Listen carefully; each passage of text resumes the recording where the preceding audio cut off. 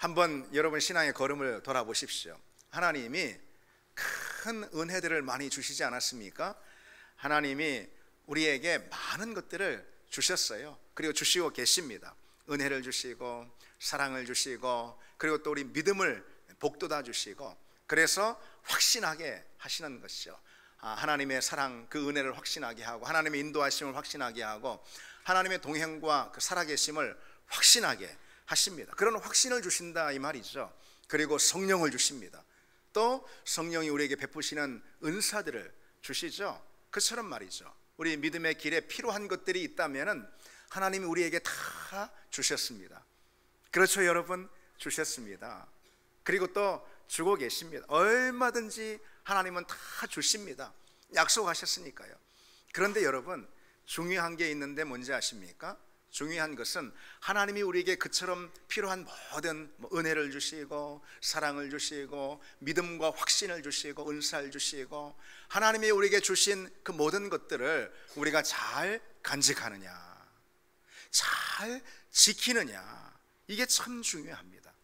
이게 주시는 분은 하나님이시지만 주신 그 모든 은혜들을, 그 하나님의 선물들을 우리가 잘 지키고 유지하는 것, 그것은 누구의 몫이 아니고 바로 우리의, 나의 몫이라는 사실이죠. 생각해 보십시오. 하나님이 때때로 우리에게 주신 은혜들, 은사들이 얼마나 많은가. 그 은혜가 있으니까 여러분 우리가 사는 것이고 여기 이 자리에 이렇게 나와 앉아 있는 것이죠. 은혜를 누릴 때 어떻습니까 여러분? 은혜를 누릴 때는 막 그 은혜의 기쁨이 넘치고 막 확신이 차오르고 믿음이 충만해서 막 은혜를 누릴 때는 주님 앞에 막 뭐든지 다 할 수 있다고 생각합니다. 주님께 그냥 뭐든지 다 드릴 수 있고, 주님 한 분만이면 충분하고, 은혜를 막 누리니까 아마 이 은혜 하나면 난 족하다, 난 살 수 있어. 여러분 신앙이 그런 거 아니겠습니까? 그렇죠 여러분? 그런 은혜들을 다 누리셨죠? 맞습니다. 여러분들이 다 그렇습니다. 그러니까 우리가 다 여기 이 자리에 예배 가운데 있는 것이죠. 근데 은혜를 주실 때는 참 그 은혜가 귀하고 값지게 느껴지고, 은혜 하나면 내 살리라, 이런 신앙 고백도 갖고 그렇습니다. 근데 그 은혜 없이 우리가 어떻게 믿음의 걸음을 걸을 수 있겠냐는 거죠. 그런데 문제는 내 받은 은혜를 막 너무 빨리 쏟아버리는 게 문제라는 거죠. 마치 냄비처럼 그냥 그 은혜가 너무 빨리 식어버리는 그런 경험들 여러분 혹 해본 적 없습니까? 마치 그냥 그래서 아무런 은혜도 받지 않은 것인 양, 오늘 은혜를 받았는데 오늘 충만히 하나님 주시는 그 은혜를 누리고, 그 은혜 가운데 하나님의 살아계심을 확신하고 눈물 가운데 하나님의 사랑을 노래하고 고백하고, 오늘 그 은혜를 내가 받아 누렸는데, 그런데 그저 저녁이 되면은 언제 그런 은혜를 내가 받았냐는 듯이 은혜에 대한 경험을 다 잊어버리고 그냥 전에 살던 그대로 또 사는 것입니다. 전에 살던 그대로 그냥 메마르고 건조하고 약하고 병든 심령 그대로 그냥, 그게 나인 것인 양, 그게 정상인 양, 그렇게 살아가는 그런 우리 모습들이 참 있다는 거죠. 여러분 분명 다시 한번 여러분 말씀드리고 강조하지만 받은 은혜가 있습니다. 없을 수가 없습니다. 받은 은혜가 있습니다. 내 심령에 채워진 은혜가 참 많습니다. 분명 여러분 우리에게는 큰 확신이 있었고요, 주님을 향한 사랑으로 우리가 뜨거웠던 적이 있었고, 복음이 주는 그 기쁨이 우리 마음을 가득 채웠던 그런 때가 있었습니다. 그런데 남아있는 게 별로 없다면, 간직하고 있는 것이 별로 없다면 말이죠, 채워지긴 했는데 지킨 것 없이 우리가 다 버리고 산다면 여러분 어떻겠습니까? 그런 모습들이 많이 있어요. 그러니 우리가 언제나 똑같은 거예요. 성령으로 충만해가지고 막 그 은혜에 잠겨서 그 은혜가 강물처럼 막 느껴지는, 그래서 은혜의 강물에 막 헤엄을 치는, 그런 은혜가 순식간에 다 어느새 사라지고 그냥 메말라가지고선 그 은혜의 강물이 그냥 다 쫄아들어서 여기 발목도 차지 않는 자박자박한 그런 아주 그냥 흐릿한 은혜로 연명을 하는 믿음을, 그런 우리 모습들을 봅니다. 그러니까 믿음의 키가 자라지 않는 경우가 많은 거예요. 여러분 제자들을 한번 보십시오. 주님의 공생애 때 병든 자가 치유되고, 그리고 또 죽은 자가 살아나고, 그리고 많은 심령의 병들고 아픈 많은 사람들이 주님 앞에 나와 나음을 얻고 회복을 경험하고, 이것을 이 제자들은 일어나면 늘 목도하는 일이었습니다. 그것이 제자들의 그냥 일상이었어요. 다음 날이 돼도 똑같이 그런 막 주님의 놀라운 은혜의 역사들이 펼쳐지고, 그리고 갈릴리 바다를 건널 때 그냥 풍랑이 잔잔해지고 오병이어 기적을 통해서 수많은 사람들이 그런 은혜를 누리고, 늘상 그런 은혜들이 이 제자들 눈앞에 펼쳐졌습니다. 이 실제적인 예수 그리스도 그 주님의 그 기적의 역사들, 그것을 이들이 늘 목격했습니다. 그러니 그땐 당연히 이들에게 은혜가 넘쳤죠.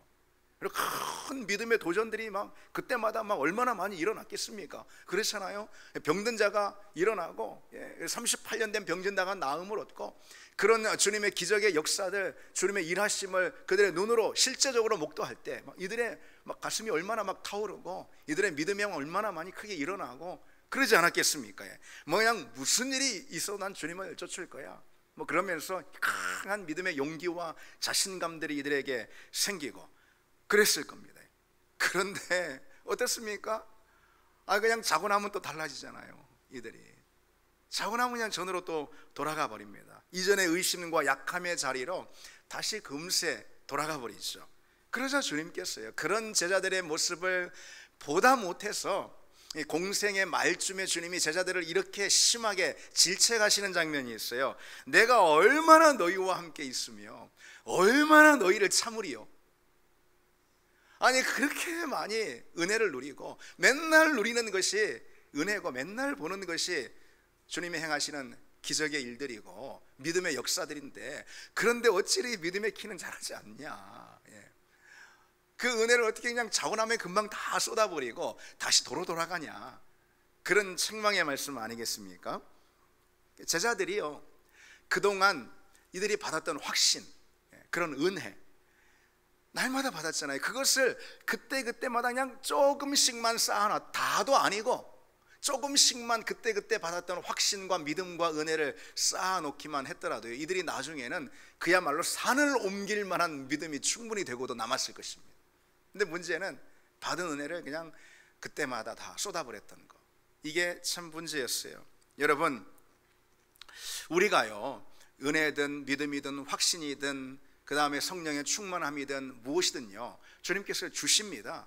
근데 주시는 그것을 우리가 받는 것도 중요한데, 그만큼 중요한 게 무엇이냐? 받은 그 은혜를, 성령의 충만함을, 믿음을, 확신을 우리가 간직하는 거. 아멘. 여러분, 간직하는 거, 그것이 참 중요합니다. 지키지 못하면 소용없습니다. 아무리 큰 은혜를 받았다 해도 그 옛날 옛적 추억이지 믿음은 현재거든요. 지키지 못하면 소용없습니다. 과거에 크게 받은 은혜, 그걸 할지라도 내가 현재 지키고 있어야지, 다만 얼마라도 내가 지키고 있어야지 그것이 내 믿음이고, 나는 그 믿음으로 살 수가 있습니다. 지키지 않으면 소용이 없습니다. 오늘 그래서 이 시간에는요, 사실 사울이 받은 은혜가 참 많거든요. 그렇죠. 그가 초대 왕으로 선택을 받았으니 하나님이 그에게 은혜를 많이 주시지 않았겠습니까? 그런데 우리가 성경을 통해 다 알고 있듯이 사울이 그 은혜를 다 쏟아버렸어요. 우리가 그 점을 좀 살펴보면서 지키는 것이 얼마나 중요한가, 그 말씀을 좀 나누려고 합니다. 오늘 본문 사무엘상 10장은 두 단락으로 크게 나눌 수가 있습니다. 먼저 이제 1절로 16절까지인데, 이 1절로 16절은 이제 한마디로 사울이 이제 왕으로 기름 부음을 받는, 사무엘에게 기름 부음을 받는 이제 그런 장면이에요. 사울이 이제 왕으로 기름 부음을 받아요. 근데 여러분 생각해 보십시오. 이게 사울 입장에서는 이게 그냥, 아니, 자고 나고 아침이 되니까 자기가 왕으로 기름 부음을 받은 거예요. 지금 사울이 지난주 우리가 말씀 나눴듯이 잃어버린 암나귀 찾으러 지금 헤매고 다녔잖아요. 그러다가 사무엘을 만났는데, 아니 이게 무슨 황당한 일입니까?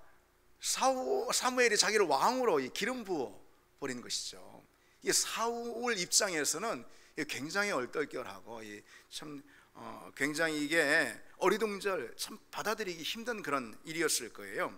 그러자 사무엘이요, 그런 사울에게 이제 하나님이 진짜로 너를 선택한 것이 사실이다, 너를 왕으로 삼으신 것이 사실이다라는 것을 이 사울에게 확신을 시켜주려고 합니다.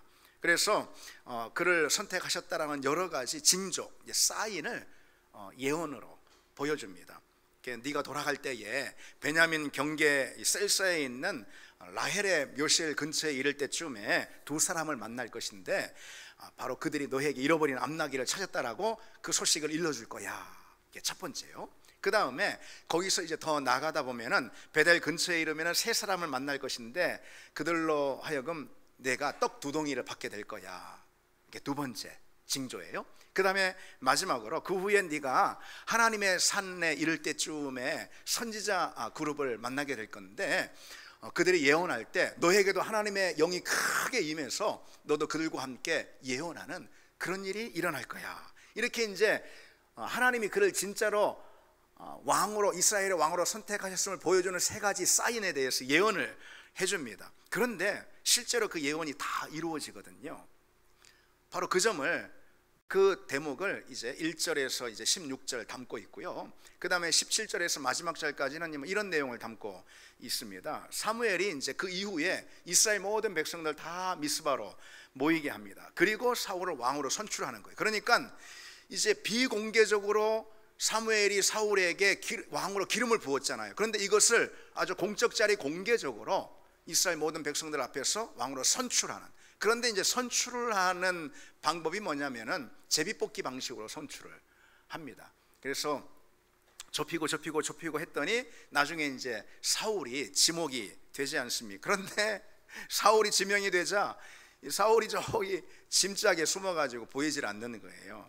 아마도 얼마나 여러분 그게 큰 중압감에 얼마나 마음이 떨리고 두렵고 그랬겠습니까? 그래서 이 짐짝 뒤에 숨어 있는 그 사울을 사무엘이 불러내고, 이 사울이야말로 이스라엘에 이만한 사람이 없어서 하나님이 그를 왕으로 선택했다라고 그 선포를 사무엘이 합니다. 바로 그 내용이 이제 17절에서 마지막 절까지죠. 자, 여러분, 오늘 이 본문은 그처럼 사울이 왕으로 기름 부음을 받고 선출되는 그런 장면을 기록하고 있는데요, 하나님은 사울을 그처럼 왕으로 세우시면서 그에게 증표를 다 보여주시면서 확신을 갖도록 하셨어요. 그리고 그의 마음에 새 마음을 부어주셨어요.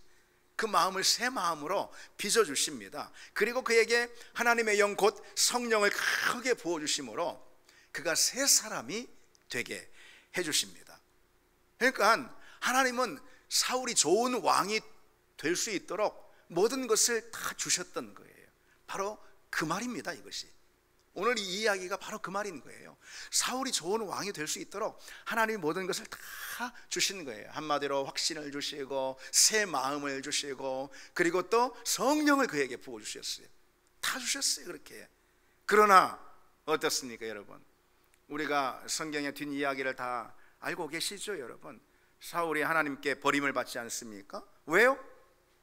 하나님이 주신 그 은혜들을 그가 간직하지 못해서 그런 것이죠. 그가 지키지 못해서 다 잃어버려서 다 쏟아버려서 그런 것입니다.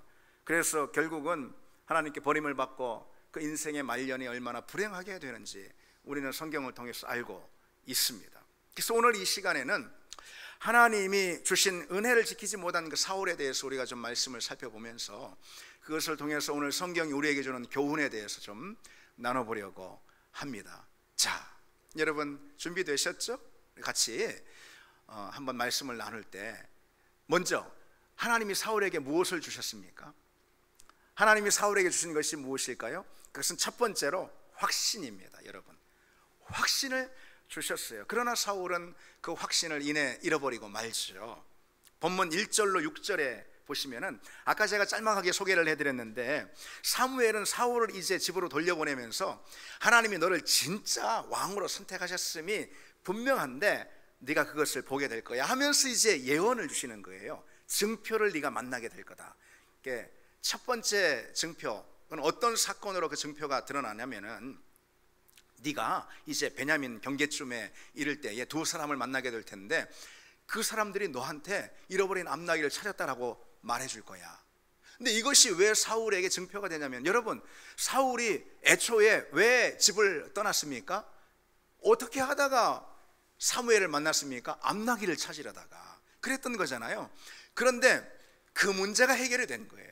애초에 사울이 가지고 출발했던 그 문제가 이제 해결이 됐다라는 것을 다른 사람, 사울이 전혀 기대도 하지 않은 그 사람에게 듣게 되는 것이죠. 그것을 사무엘이 예언해 줍니다. 그러니 사울 입장에서는 하나님이 내게 뭔 일을 하시나 보다, 이것을 확신할 수 있게 되지 않겠습니까?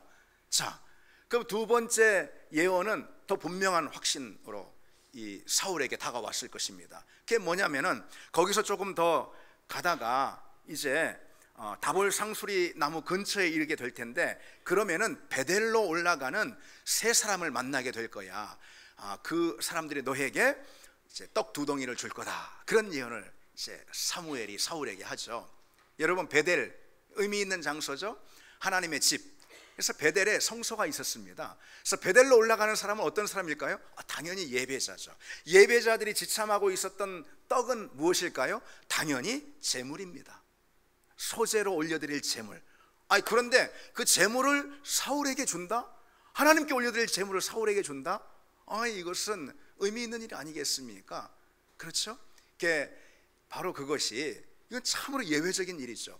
바로 그것이 사울에게는, 그걸 사무엘이 또 예언을 했으니까, 예언한 일이 그대로 이루어지니까, 이것이 하나님이 진정 사무엘을 통해서 내게 왕으로 기름 부으신 이 사실, 이것이 진정 하나님이 하신 일이구나 확신할 수 있도록, 그렇게 됐다라는 것이죠. 그리고 마지막에는 또 더 큰 확신을 사울이 갖도록 하나님이 또 다른 증표를 주십니다. 이제 세 번째 이제 사무엘이 예언을 하는 건 뭐냐면은, 이제 네가 블레셋 영문은 이제 요새인 거예요. 요새. 거기에 이를 때쯤에 선지자들 무리를 만날 텐데, 그 순간 너에게 하나님의 영이 크게 임해서 그 예언자들과 더불어 너도 예언하는 사람이 될 거야. 새 사람이 될 거야. 그 예언을 해줍니다. 여러분, 선지자는 하나님이 사용하시는 그런 사람들이잖아요. 그런데 사울이 그 무리 가운데 들어가서 특히 성령이 크게 임해서 새 사람이 되었다라는 거, 이것은 사울에게 그보다 더한 증표는 없는 것이죠. 하나님이 나를 왕으로 삼으셨다라는 그 사인, 그보다 더한 건 없다 이 말이죠. 사무엘은 그 예언을 사울에게 했고, 사울에게 그것이 다 그대로 이루어집니다. 그로 인해 사울은 자신이 하나님의 선택을 받았음에 대한 그 조금이라도 가지고 있었던 그 의심이 한순간에 다 떨쳐 버려질 수 있는 그런 이제 하나님의 은혜를 경험하게 된 거죠. 사울은 분명 큰 확신을 갖게 되었을 것입니다. 당연히 그렇죠. 그 새 어떤 사건을 만났는데 확신을 갖지 않는다는 것은 그건 말이 되지 않지요. 그러니 사울은 그 확신으로 이제 살아야 합니다. 하나님이 나를 부르셨어, 나를 선택하셨어, 이 확신으로 살아야 하는 거예요. 그런데 우리가 알듯이 사울은 그 확신을 금방 다 버립니다. 오래가지 못합니다. 왕이 된 이후로 다 그 확신을 쏟아버립니다. 그러니까 그는 왕이 된 다음에 자기 왕위에 대해서 막 그렇게 염려를 합니다. 여러분, 사무엘상 15장에 보면은 하나님께서 아말렉을 다 진멸하라 그렇게 말씀하시는 대목이 나오잖아요. 사울이 그 명령을 준행하지 않아요. 순종하지 않습니다. 왜 그러냐면은 그것도 자기 왕위에 대한 염려 때문에 그런 거예요. 그렇게 하면은 다 진멸해 버리면은, 그러면은 자기들이 취할 것이 아무것도 없잖아요. 그러면은 전쟁에 참여했던 사람들이 전리품 하나도 없이 우리를 전쟁에 끌어들였느냐 하면서 이스라엘 백성들이 막 다 들고 일어날까 봐, 그러면은 자기 왕위가 위태로워질까 봐, 그래서 순종하지 않은 것입니다. 나중에는 또 다윗에게 왕위를 빼앗길까 봐 막 전전긍긍하지 않습니까? 왜 그렇습니까? 하나님이 그에게 주신 확신을 그가 믿지 못했기 때문에, 확신을 갖지 못했기 때문에,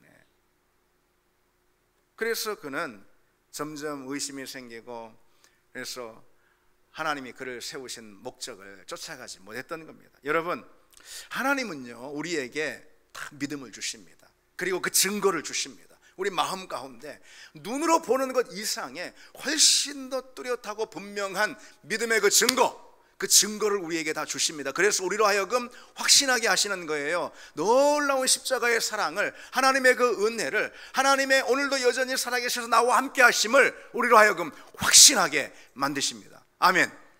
여러분, 우리는 다 그 확신을 하나님께서 주셨기에 이 자리에 온 거예요.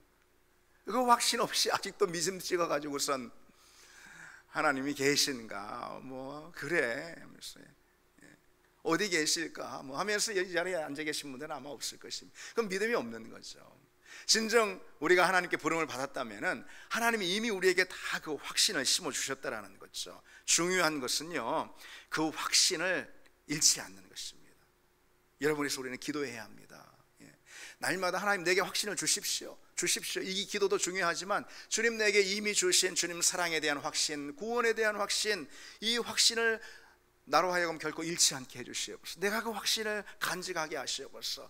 주님의 살아계심에 대한 분명한 확신을 내가 가졌습니다. 그 확신을 결코 잃지 않고 내가 지키게 해 주시옵소서. 여러분, 그 기도를 하시기 바랍니다. 우리가 기도 가운데, 오늘처럼 이렇게 예배 가운데 또 주님 말씀을 듣는 가운데 우리 심령을 두드리는 하나님의 은혜가 있고, 그때마다 우리가 갖는 확신이 있습니다. 확신 없으면 신앙생활 못하죠. 우리 믿음은 그 확신의 기초에 있는 거죠. 그런데 그 확신이 있습니다. 우리 모두에게 중요한 것은 그 확신을 어느 자리, 어느 형편에서든 내가 잃지 않게 해주시옵소서. 내가 지키고 간직하게 해 주옵소서. 여러분, 이 기도가 여러분에게 있기를 바랍니다. 자, 두 번째로, 오늘 사울에게 하나님이 무엇을 주셨을까요? 그건 바로 새 마음입니다. 새 마음을 주셨어요. 그러나 불행히도 사울은 그 새 마음을 지키지 못하죠. 본문 9절을 한번 보겠습니다. 그가 사무엘에게, 다시 말해 사울이 사무엘에게서 떠나려고 몸을 돌이킬 때에 하나님이 새 마음을 주셨다 그랬어요.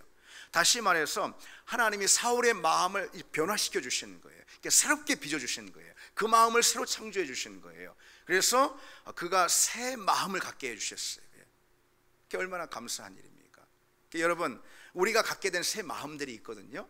예배에 대해서도, 기도에 대해서도, 또 하나님을 향해서도, 교회에 대해서도 우리가 갖게 된 새 마음, 또 우리 인생을 향해 바라보는 그 마음도 하나님께서 우리에게 주신 새 마음이 있습니다. 우리의 신앙생활을 출발할 때 내가 이제는 그래, 이런 마음을 가져야지, 그래, 그런 게 아니라는 거예요. 여러분, 순서가 그게 아니에요. 순서가 그건 다른 종교인들이 하는 얘기고요. 하나님이 항상 우리를 먼저 찾아오시죠. 그렇죠, 여러분? 그래서 우리에게 믿음이 주어지는 거 아니겠습니까? 마음도 마찬가지예요. 내가 이런 마음을 먹어야지, 고쳐 먹어야지, 그런 게 아니고 하나님이 우리 마음을 고쳐주세요. 우리가 하나님을 만나고 또 예배든 무엇이든 그 가운데 하나님을 경험할 때 하나님이 우리 마음을 그 거룩한 손으로 터치하셔서 우리 마음을 새롭게 해주신다니까요. 여러분, 오늘 이 시간에도 그 은혜가 있기를 바랍니다. 하나님이 새롭게 해주시는 거예요. 우리에게 그런 일들이 일어납니다. 네, 그렇다면은 오늘 본문에서 하나님이 그 사울의 마음을 변화시켜 새 마음을 주셨다고 그랬는데 어떤 새 마음을 주셨을까요? 오늘 본문에 명시되어 있지는 않지만 우리는 분명 이렇게 짐작할 수가 있습니다. 사울을 왕으로 부르셨으니까 당연히 그에게 하나님께 순종하는 마음을 새 마음으로 부어주셨을 거예요. 그렇죠, 이게 제일 중요하죠. 순종하는 마음을 부어주셨어요. 그리고 하나님께 공감하는 마음, 그 누구보다도 우리는 보통 자기에게 공감하는 마음을 다 가지고 있어요. 스스로에게 공감하는 마음. 사울도 그랬을 거예요.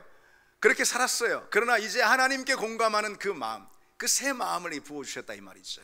그리고 그가 왕의 직무를 수행할 수 있도록 무엇보다도 담대한 마음을 사울에게 부어주셨을 것입니다. 그게 바로 사울에게 주신 새 마음이에요. 그런데 사울이 그 마음을 다 잃어버리죠. 그 마음이 완전히 변질이 되지 않습니까? 하나님의 주신 새 마음을 잃어버리니까 그가 하나님께 불순종하게 되고, 그래서 하나님께 버림을 받고 그 마지막이 불행한 그런 결말이 됩니다. 하나님은 아까도 말씀드렸듯이 누구든요 당신의 자녀로 부르실 때 새 마음을 먼저 그에게 부어주십니다. 그렇죠, 그 당연합니다. 새 마음을 하나님이 빚어주시고 창조해 주십니다. 우리에게 하나님께서 어떤 새 마음을 부어주셨을까? 여러분 한번 생각해 보십시오. 어떤 마음을 여러분에게 부어주셨을까요? 기억이 안 나십니까? 모르겠다고 잡아떼시겠습니까? 하나님 여러분에게 어떤 새 마음을 부어주셨을까요? 무엇보다도요, 하나님 사랑하는 마음을 부어주셨을 거예요. 하나님을 누구보다도 사랑하는 그 마음을 부어주셨을 거예요. 하나님의 말씀에 순종하는 그 마음을 여러분에게 다 부어주셨을 거예요. 은혜를 사모하고 갈망하는 그 마음 부어주셨을 거예요. 내가 전에는 그저 세상의 가치, 세상의 좋은 것만 향해 달려갔는데, 그러나 이제는 그보다도 하나님의 은혜, 하나님이 주시는 그 은혜를 사모하는, 갈망하는 그 마음을 하나님이 다 우리에게 빚어주셨다, 이 말이죠. 복음을 기뻐하는 그 마음, 예수 한 분이면 충분하다, 주님 한 분이면 나는 만족합니다, 그 마음을 여러분에게 다 새롭게 빚어주셨습니다. 아멘. 그랬을까봐 걱정되시는 분 계십니까? 그런 마음을 주셨을까봐? 그런 건 아니죠, 여러분. 나보다 하나님을 더 사랑하고, 세상 그 어떤 것보다도 주님이 주시는 은혜에 대한 갈망을 내가 더 품고, 그냥 복음과 예수 그리스도 한 분이면 충분하다라는 그 마음을 여러분이 하나님의 자녀라면은 이미 여러분 심령 가운데 하나님이 거룩한 터치를 통해서 다 빚어주셨습니다. 이것을 믿으시기 바랍니다. 근데 중요한 것은 뭐라는 거죠? 오늘 계속해서 말씀을 드리듯이 지키는 거예요. 그 마음을 부어주시는 분은 하나님이에요. 그러나 지키는 것은 또 우리의 몫입니다. 그래서 여러분에게 한번 묻겠습니다. 하나님이 부어주신, 또 빚어주신 그 마음을 여러분들은 지키고 계십니까? 잘 지키고 계십니까? 잘 간직하고 계십니까? 아이고 뭐 예전에는 참 내가 그랬었죠. 내가 정말 예수 한 분이면 충분하다고 내가 그냥 얼마나 은혜가 넘쳐가지고, 예전에는 다 그랬었죠. 그런데 뭐 신앙생활 좀 해보세요. 뭐 여러분 죄송합니다, 요따구로 말하는 사람들 있잖아요. 곧따구로 말하는 사람들은 신앙생활 하는 사람이 아니에요. 그런 은혜가 없는 사람이에요. 여러분 그런 말에 속지 마시기 바랍니다. 막 이제 직분을 받아가지고 막 이제 뭔가 사역 어떤 사명을 받아가지고, 아니면 이제 임직을 해가지고 막 충만해가지고 막 그냥 내가 주님 원하시면 내가 어디든 갑니다, 내가 뭐든 합니다라고 막 하는 그런 사람에게 아이고 직분 받은 지 한 5년 돼 보니까 그거 뭐 그땐 다 그래, 근데 좀 해봐, 이렇게 말하는 사람 있잖아요. 여러분 그건 아니죠. 여러분 그럴 수가 없습니다. 잘못해도 한참 잘못된 것이죠.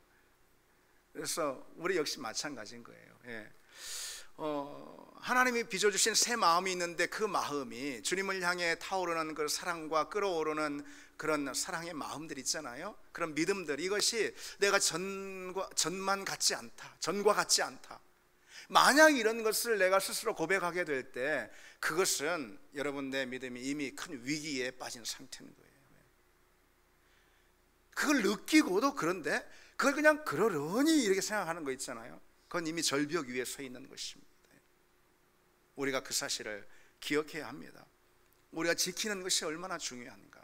하나님은 늘 우리에게 주십니다. 더없이 주시는 분이에요. 그것이 은혜든 사랑이든 확신이든 믿음이든 주시는 분입니다. 근데 중요한 건 쏟아버리지 않고 지키는 것이 참 중요하다는 것이죠. 예를 들어서 좀 말씀드리겠습니다. 이제 쉬운 예로 예배를 들을 수가 있어요. 예배. 분명 주님이 우리에게 주신 새 마음은 어떤 마음일까요? 전에는 뭐 예배 예자도 관심이 없었어요. 그러나 예배를 소중히 여기는 마음 우리에게 주셨어요. 그렇죠? 예배를 사모하고 또 무엇보다 소중히 여기고 예배의 자리에 은혜를 누리고자 하는 그런 갈망들을 우리에게 다 주셨습니다. 그러니까 여러분들 다 이 자리에 나오신 거 아니겠어요? 예배를 드릴 때 누리는 그 은혜가 너무너무 사모가 돼가지고, 그렇죠? 그건 주님이 주신 마음이라 이 말이죠. 근데 늘 중요한 것은 무엇이냐? 그것을 늘 지키느냐. 그 마음을, 예배에 대한 그 마음을 늘 지키느냐. 이게 중요한 거 아니겠습니까?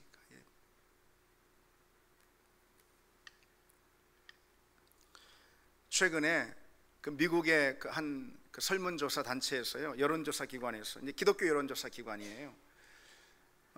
이런 상황이라면은 주일 예배 불참할 수도 있다 라는 그것에 관해서 그 질문으로 이제 설문조사를 이제 한 결과가 발표가 됐습니다. 이런 상황이라면은 주일 예배에 불참할 수도 있겠다. 그러면서 이제 주는 예시가 뭐냐면은 이제 무엇보다도 이제 뭐 악천후 같은 경우 예시로 들 수 있겠죠. 악천후라면은 그래서 뭐 비가 좀 뭐 보슬보슬 오고 뭐 그러면 그런 거 말하는 거 아니죠. 악천후라면은 그러면은 주일 예배에 불참할 수도 있겠다라고 답을 한 사람이 80%에 이르렀습니다. 근데 그것은 뭐 어느 면 이해가 됩니다. 그리고 뭐 최근 들어서는 영상 예배도 있고 하니까 우리가 있는 그 자리에서 우리는 예배자로 설 수가 있지 않습니까? 그런데 그 다음 항목부터가 참 문제예요. 나들이나 야외 활동이 있으면은 예배에 불참할 수 있다라고 답한 사람이 무려 55%나 됐어요. 절반을 넘어요. 심지어는요, 수면 보충을 위해서라면 얼마든지 예배에 빠질 수 있다라고 답하는 사람이 54%예요. 자다가 죽어야지 이런 사람. 오늘 뭐 말이 막 나옵니다. 친구와의 약속을 위해서라면은 예배에 불참할 수도 있다라고 답하는 사람이 51%에 달했습니다. 여러분 참 우리가 이런 시대에 살고 있어요. 뭐 미국 교회만 그러겠습니까? 우리나라 교회도 뭐 별다르지 않을 거라고 봅니다. 지극히 개인적인 사항, 개인적인 요인임에도 불구하고 뭐 얼마든지 예배는 양보할 수 있어, 타협할 수 있어 라고 생각하는 그리스도인들이 절반 이상을 다 넘고 있다. 근데 여러분, 이전에 코로나 시대에 뭐 그런 말들 많이들 했지만은 우리나라가 뭐 어디든 마찬가지죠. 전쟁 중에도 예배는 중단하지 않았습니다. 이것은 단지 수사적인 표현이 아닙니다. 실제로 그랬습니다. 전쟁 중에도 예배는 멈추지 않았습니다. 저 서울에 영락교회 있잖아요. 한경직 목사님이 개척한 영락교회 35년 살아고 있어요. 뭐 교회마다 교회 역사에 편찬하지 않습니까? 오래된 교회들. 근데 지금 뭐 영락교회는 80년 가까이 이렇게 됐지만은 이제 영락교회 35년사라는 것을 이렇게 편찬했을 때 거기에 이런 기록이 있습니다. 북괴군의 남침 보도를 들어서 불안한 마음을 금할 길이 없었으나 예배를 드리기 위해 4,000명의 교우들이 예정대로 모였다. 이런 기록이 남아 있습니다. 지금 북한군이 지금 휴전선 넘어서 막 이렇게 침략했다. 이 소식을 들어서 너무나도 불안한 마음을 금할 길이 없지만 그럼에도 불구하고 4,000명의 모든 교인들이 다 나와서 정상적으로 예배에 참석했다. 이런 기록을 하고 있어요. 전쟁 중에도 예배를 드렸습니다. 그래서 이 영락교회는 이제 결국 전쟁에 나가지고 뭐 저 낙동강까지 밀리고 그러지 않습니까? 그 다음에 뭐 밀고 당기고 이렇게 했는데 여러분 그 유명한 6.25 때 일사후퇴 있잖아요. 일사후퇴 때도 뭐 다 영락교회 교인들이 다 흩어진 거예요. 뭐 전국으로 다 그렇겠죠. 그때는. 근데 흩어진 그 자리에서 교인들이 같이 모여서 예배를 드렸습니다. 그래서 생긴 교회가 여러분 저 부산 영락교회, 그리고 대구 영락교회, 또 제주 영락교회도 있습니다. 이런 교회들이 왜 생겼느냐? 피난통에, 전쟁통에 거기서 뭐 335 모여서 예배를 드리는 게 그게 교회, 새로운 교회 씨앗이 돼서 새로운 교회가 됐다는 거예요. 여러분, 전쟁통에도 예배를 멈추지 않았습니다. 여러분, 한편 공산군이 이제 막 밀고 내려오지 않았습니까? 그때 교회를 다 점거했습니다. 공산군들이 제일 먼저 막 파괴하고 부수고 했던 곳이 어디냐면은 뭐 군 부대 당연할 뿐만 아니라 경찰서나 이런 관공서 이런 거예요. 그런데 교회도 집중적으로 막 다 불사르고 그리고 점거하고 그랬습니다. 왜? 뭐 미제 앞잡이다 뭐 그래가지고 교회는 그랬습니다. 그렇게 교회가 다 점거를 당하자 몰래 모여서 비밀 예배를 드린 그런 교회들이 많았습니다. 그렇게 하다 발각이 돼가지고선 뭐 그야말로 집단 학살을 당해서 그 교회 교인의 3분의 2 이상이 순교를 당하는 그런 교회들도요, 저기 호남 쪽에, 전라도 쪽에 여러 교회들이 있습니다.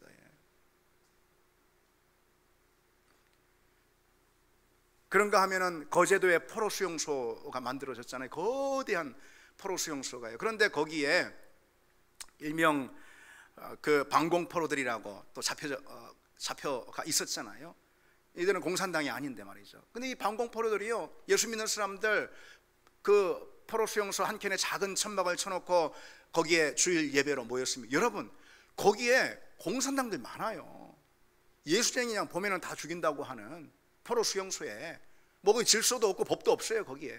근데 거기서 작은 한 켠에 천막 쳐놓고 예배드리면 어떻게 해요? 거기서 죽을 위험도 있는 거예요. 그런 위험천만한 상황인데도 거기서 주일 예배를 드렸습니다.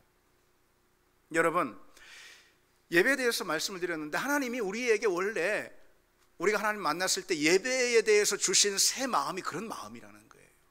여러분 모두에게 그 새 마음을 주셨습니다. 여러분, 우리가 그 마음을 간직하고 있습니까? 그 마음을 간직하기를 바랍니다. 우리가 다른 예를 하나 더 들어보면 사명과 직분에 대해서도 역시 마찬가지예요. 새 마음을 우리에게 주십니다.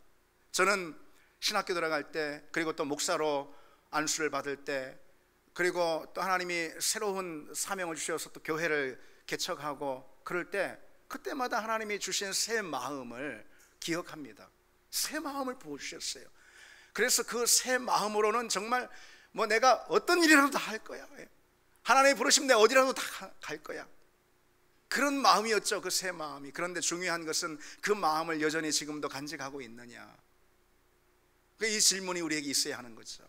여러분들도 다 마찬가지 아니겠습니까? 여러분 가운데 사명자로, 여러분 가운데 가지고 모두죠. 주님의 일꾼으로, 종으로, 사명자로 불러주시고, 우리 교회로 보자면 목자로 세워주시고, 또 여러 일꾼으로 세워주시고, 또 심지어 안수받은 임직자로 세워주시고, 그럴 때 여러분 마음 가운데 불같이 일어나는 그 마음, 그 여러분들이 품은 겁니까? 아닙니다. 하나님이 새 마음을 부어주시는 거예요.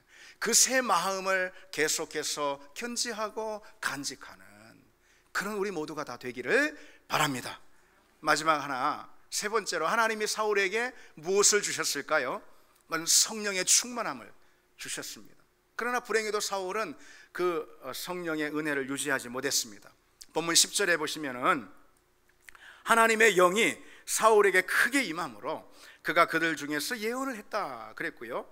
또 좀 더 앞에 6절에 먼저 보시면은 여호와의 영이 크게 임하리니 변하여 새 사람이 되리라, 이렇게 말씀하셨어요. 그러니까 성령이 사울에게 임했다 이 말이죠. 그러자 사울이 변하여 새 사람이 되었습니다. 그렇습니다.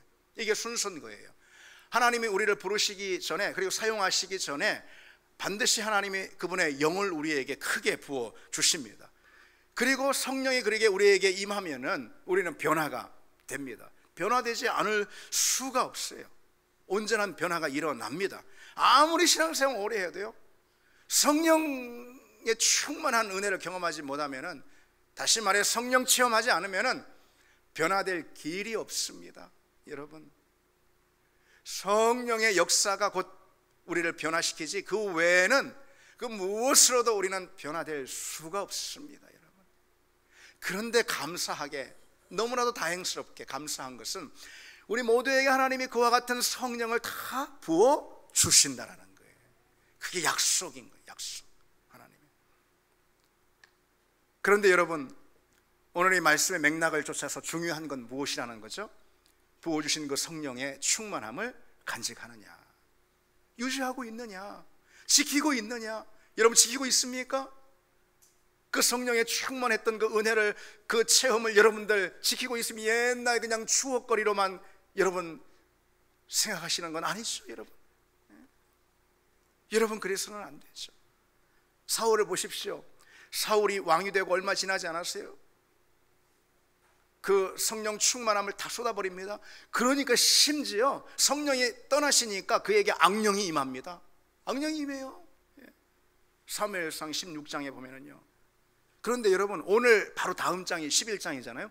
이 11장에도 다시 한번 성령이 강하게 그에게 임하는 것을 기록하고 있습니다. 그러니까 오늘 본문 또 다음 본문 연이어서 성령이 그에게 강력하게 사울에게 임하, 오늘도 크게 임한다 그랬잖아요. 강력하게 사울에게 임합니다. 그런데 중요한 것은 그가 그 은혜를 간직하지 못했고, 그러니까 성령이 그에게서 떠나십니다. 하나님의 영이 떠나요. 그러니까 그 빈 자리 가운데 결국은 악한 영이 와서 차지하죠. 결국은 사울은 불행한 인생이 되고 맙니다. 여러분, 오순절 성령 충만했던 제자들을 한번 떠올려 보십시오.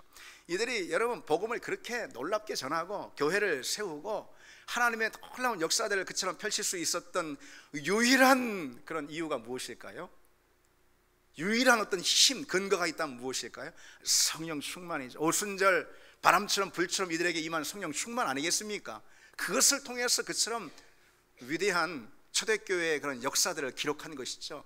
그런데 중요한 것은요, 이들이 그처럼 바람처럼 임하는 불처럼 임하는 성령의 은혜를 받아 누린 것만 있는 게 아니고 그 은혜를 간직했다라는 걸 계속해서 기도의 그릇을 늘 준비함으로, 늘 기도의 그릇을 오순절에만 기도한 게 아니에요.